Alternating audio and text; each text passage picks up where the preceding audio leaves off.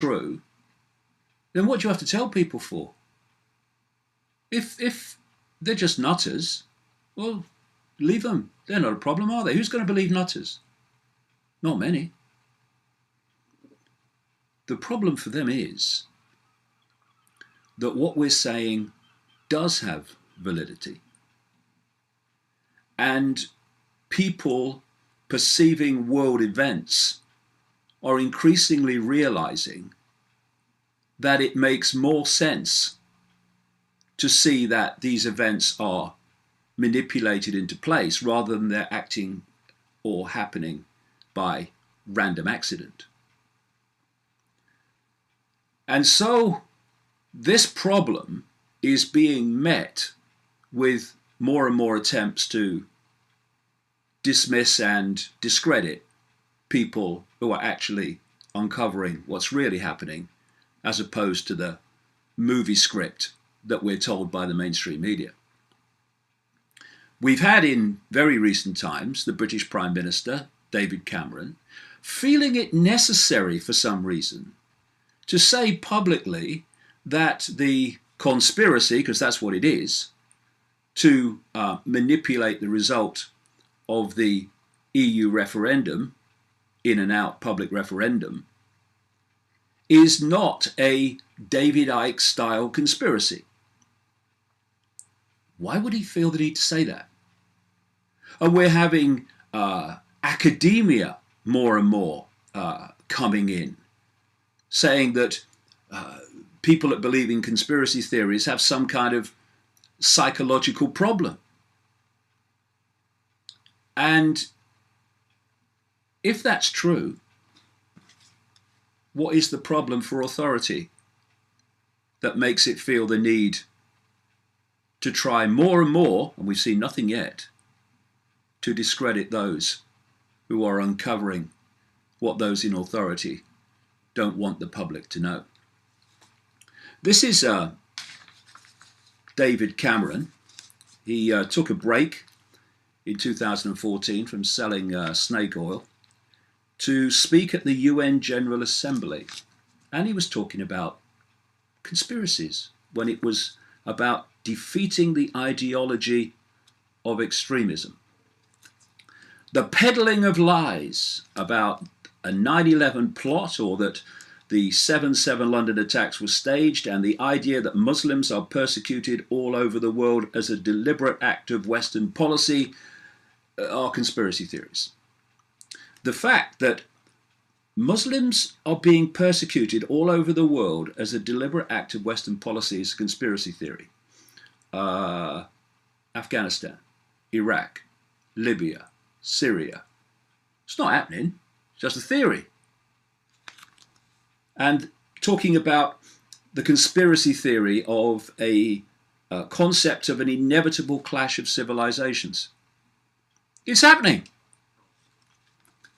And even though they're all true, because they're all true, they have to be discredited with this term conspiracy theorist or conspiracy theory, which actually came into more widespread use as a result of a deliberate policy of using that term by the CIA to discredit those uncovering the real background to the Kennedy assassination and other assassinations in the 60s, like that of Martin Luther King.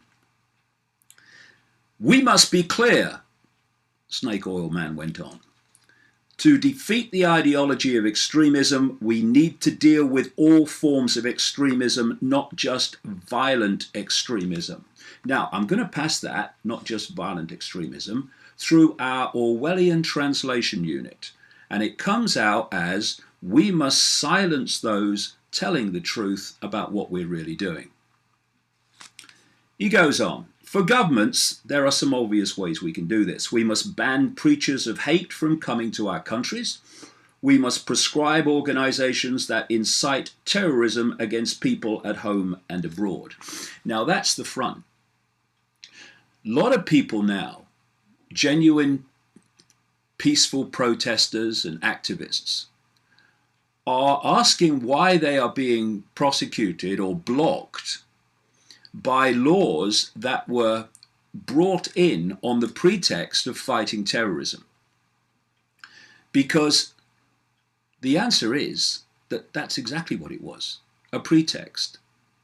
You look at these anti-terrorism laws and they're so widely applicable in the way they're written on purpose that they can be applied against anybody. That's the idea, just to get them in. So when Cameron's talking here about extremism and terrorism, what he's really talking about is, in the wider context, as we move through, targeting those who are uncovering the truth or protesting about government policy. He says we must stop the so-called non-violent extremists. Non-violent extremists are people who are exposing through words and peaceful ways what the government is and the authorities in general are really doing. We must stop the so-called non-violent extremists from inciting hatred and intolerance in our schools, our universities, and yes, even our prisons. Intolerance. Intolerance for governments lying to us is what he's talking about. Of course, he says, there will be those who will argue that this is not compatible with free speech and intellectual inquiry. He should have added, but then that's the idea. So we shouldn't stand by and just allow any form of non-violent extremism exposing the government peacefully. But the right-wing extremists in government, they're not a problem. And the racists in government, they're not a problem. And he says to combat this, we must support the building blocks of free and open societies. So when's he going to start in Britain then? This is a man who is so blatantly manipulating and engineering through lies and suppression of the alternative to the lies, the European referendum, talking about a free and open society. And then, after 9/11, when, all that mayhem's taking place, George Bush, boy George Bush, said, again in an address to the United Nations, November the 10th, 2001, he denounced the emergence of, quote, outrageous conspiracy theories that attempt to shift the blame away from the terrorists themselves, away from the guilty. Again, all that mayhem, and he has to go out and make a specific point about conspiracy theories, giving another version of really what happened on 9/11. Why? Because the official story of 9/11 is so full of holes. It's a joke. And it's not about shifting blame away from the terrorists. It's shifting the blame away from the patsies and those blamed for it to hide the fact that the real terrorists, those in the shadows that were ultimately controlling Boy Bush, were the real people responsible for 9/11. Then we have the Obama administration. Top Obama czar infiltrate all conspiracy theorists. We're nutters, right? What's the problem? We're not. That's the problem. Story goes, in a lengthy academic paper, President Obama's regulatory czar, Cass Sunstein, argued the US government should ban conspiracy theorizing.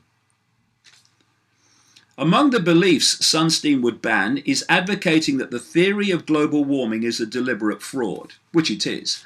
Now, if the basis of the global warming claims is so powerful and so obvious and so overwhelming, what is the problem of nutters challenging that official story?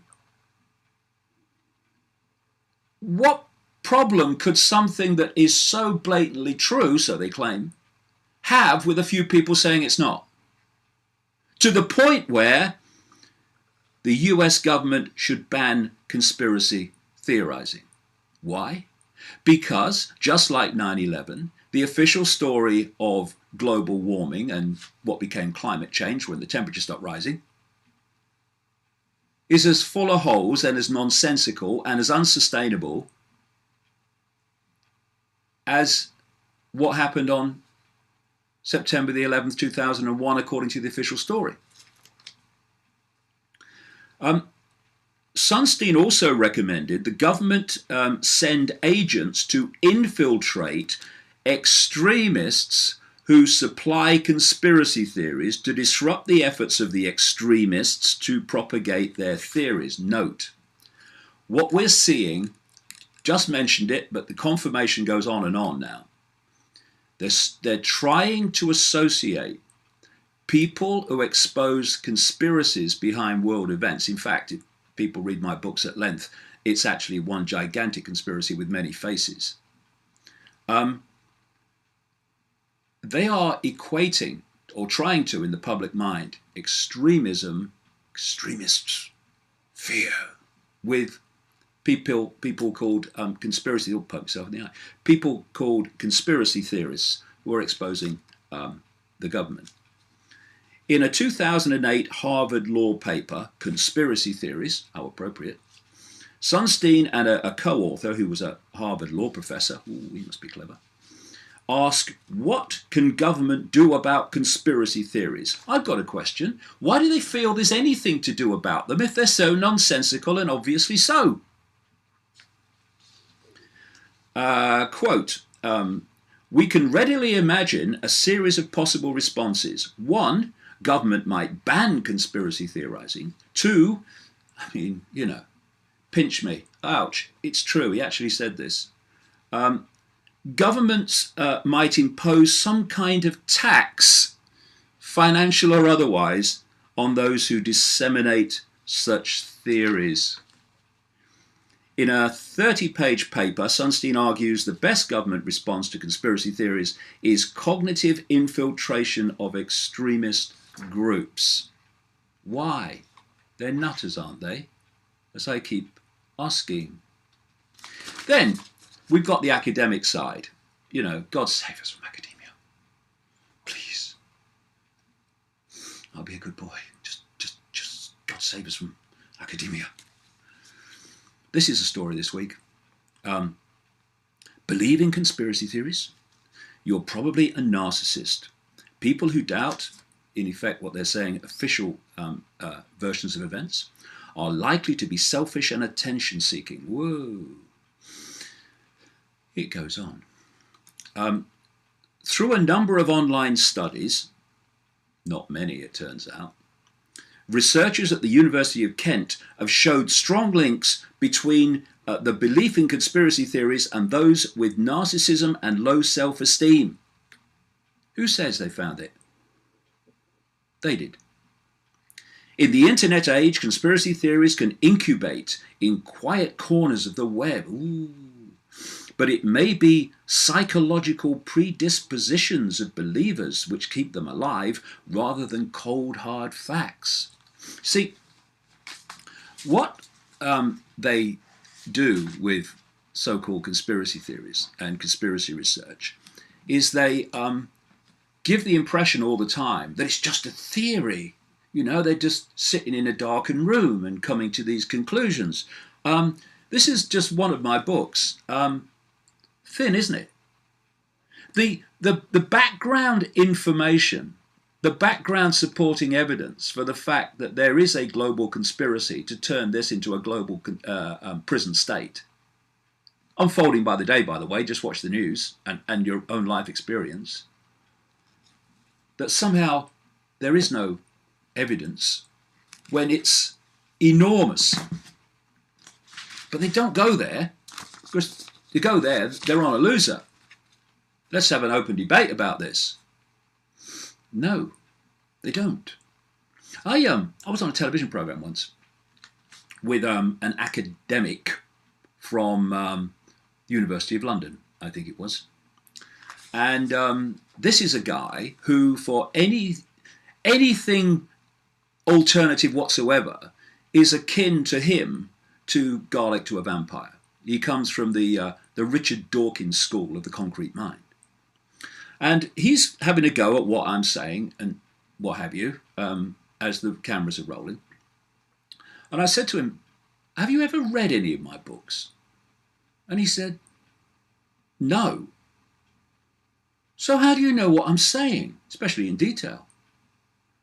I've read it in the papers. This is an academic that we're supposed to be taking seriously in terms of some kind of knowledge of what they're talking about. Anyway, this story goes on about the University of Kent. Over the course of 3 online-based studies, researchers at the University of Kent showed strong links between the belief in conspiracy theories and negative psychological traits. Writing in the journal Social, Psychological and Personality Science, the team explained. Previous research linked the endorsement of conspiracy theories to low self-esteem. Now, one of the things that's building up here, and you'll see build up more and more, is not just a connection between those that can see conspiracies to manipulate world events and terrorism, terrorists, but also the link between people that believe the government's lying and people with psychological problems. And this link's going to be made more and more strongly as we move along. And if people think that's far-fetched, well, look what happened in the Soviet Union. How many dissidents against the Soviet Union tyranny, exposing the tyranny, ended up in mental hospitals to keep them quiet because they were challenging the official version of the Soviet state. Thus they had to be crazy, they had to be mad by definition. The results of these surveys, where they asked people if they agreed with specific statements as to whether governments, for instance, carried out acts of terrorism on their own soil, yes. The results showed that those people who rated highly on the narcissist scale and who had low self-esteem were more likely to be conspiracy believers. Who says? They do. Lead author of the study, a lecturer in social psychology at Kent, again, must be clever, told SciPost.org, because conspiracy theories often refer to malevolent actions of groups, we wanted to distinguish whether it is a narcissistic image of the self or the group that predicts the endorsement of conspiracy theories. Note, it's never, is it the truth that predicts or accepts and endorses conspiracy claims in terms of explaining world events. The link they miss is the link between those who believe in conspiracies